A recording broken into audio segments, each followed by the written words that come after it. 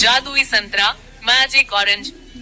इसे motivational story in Hindi ने प्रकाशित किया है। एक समय की बात है, एक गांव में सोनू नाम का एक छोटा सा लड़का रहता था। उसे घूमने फिरने का और नई चीजें जानने का बड़ा शौक था।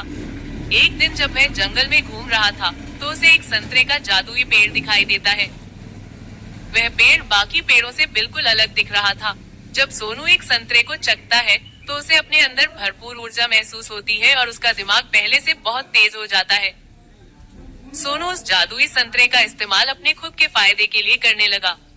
उसे हर चीज पहले ही पता चल जाता और हर कठिन से कठिन प्रश्नों को हल कर लेता था।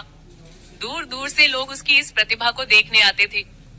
जैसे जैसे समय बीतता गया, सोनू की शक्तियाँ कम होती गई।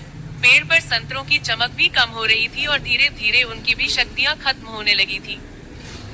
जल्दी ही सोनू को यह एहसास होता है कि वह अपनी खुद की प्रतिभा को नजरअंदाज करते हुए जादुई संतरे की शक्ति पर बहुत ज्यादा निर्भर हो गया है। सोनू को अपनी गलतियों का एहसास होता है और वह जादुई संतरे के पेड़ के पास वापस जाता है। वह अपने लालची स्वभाव के लिए माफी मांगता है और वादा करता है कि अपनी काबिलियत का उपयोग वह अच्छे कामों के लिए करेगा। फिर अचानक से पेड़ के बचे हुए संतरों में वापस चमक आ जाती है। उस दिन के बाद से सोनू यह समझ गया कि असली शक्ति हमारे अंदर ही होती है और हम अपनी खुद की कौशल और प्रतिभा का इस्तेमाल करके ही दुनिया में बदलाव और खुशी ला सकते हैं।